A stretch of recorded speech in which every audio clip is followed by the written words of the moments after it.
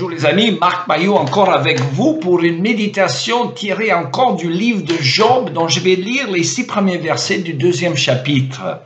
Un autre jour où les anges de Dieu se rendirent au conseil de l'Éternel, Satan, l'accusateur, vint aussi parmi eux au conseil de l'Éternel.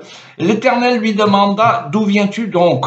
Et celui-ci lui répondit « Je viens de parcourir la terre de la sillonner. » Et l'Éternel reprit, « As-tu remarqué, mon serviteur Job, il n'y a personne comme lui sur la terre. C'est un homme intègre et droit et un homme qui révère Dieu et qui évite de mal faire. Il persévère toujours dans son intégrité. C'est pour rien que tu m'as incité à l'accabler. » Mais Satan répondit, « Po, po, po. Tout ce qui est à lui, l'homme y renoncera en échange de sa vie.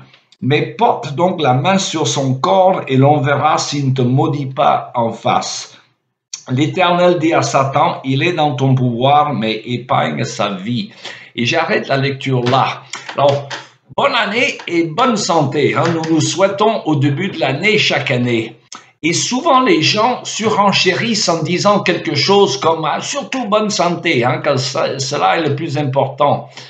Et ils ont raison, en fait, parce qu'il vaut mieux être pauvre et de bonne santé que d'être riche et en mauvaise santé. La santé est donc la plus grande richesse terrestre. Mais qu'en est-il de la santé spirituelle que je définis comme la paix de l'esprit de celui qui a confiance en l'amour de Dieu, quelles que soient ses circonstances sur la terre? Cela vaut encore mieux que la bonne santé physique que nous allons tous perdre un jour. La santé peut être donc notre plus grande bénédiction terrestre dans ce monde déchu où beaucoup ne l'ont pas, hélas. Mais parfois, nos infirmités physiques sont voulues par Dieu quand elles servent à nous rapprocher de lui. Alors, il y a des années, je connaissais un homme en France qui souffrait d'une infirmité physique, mais qui en était guéri suite à un pèlerinage à Lourdes. Mais cette guérison l'a tenu attaché au culte non biblique de Marie, la mère de Jésus. Et plus tard, cet homme s'est converti à la foi évangélique et à l'adoration exclusive du Sauveur Jésus. Alléluia! Mais suite à sa conversion, son infirmité de jadis est revenue. C'était comme si cette infirmité était le moyen par lequel Dieu le gardait près de lui dans sa vie spirituelle. Curieux, n'est-ce pas? Et pas vraiment. Pensez au cas de l'apôtre Paul, sans doute le plus grand serviteur du Seigneur Jésus qui ait jamais mis pied sur la terre.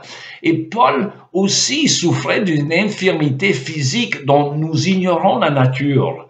Il nous dit qu'il avait prié le Seigneur 3 fois au moins de lui enlever cette écharpe dans la chair, comme Paul l'appelait. Mais le Seigneur a refusé en lui disant, et je le cite, « Ma grâce te suffit car ma puissance s'accomplit dans la faiblesse. » Fin de citation. Drôle de réponse de la part de Dieu, mais révélatrice d'une vérité que tout chrétien doit reconnaître. Ce qui compte à la fin, ce n'est pas notre bien-être terrestre, mais notre destin éternel.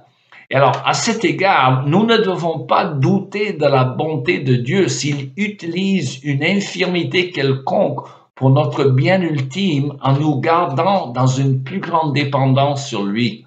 Alors, conclusion, si vous souffrez d'une infirmité quelconque, ne soyez pas découragés.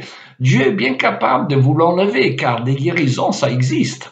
Mais si il ne vous guérit pas, il faut plutôt essayer de discerner la raison de cette infirmité, car la puissance de Dieu se manifeste à travers notre faiblesse. Alors, pensez au cas de notre sœur américaine, Joni Eareckson Tada, que peut-être certains d'entre vous connaissent.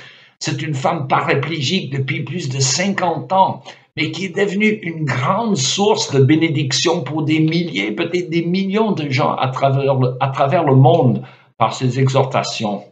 Alors, comme tous les chrétiens, cette femme sera un jour délivrée de ses infirmités.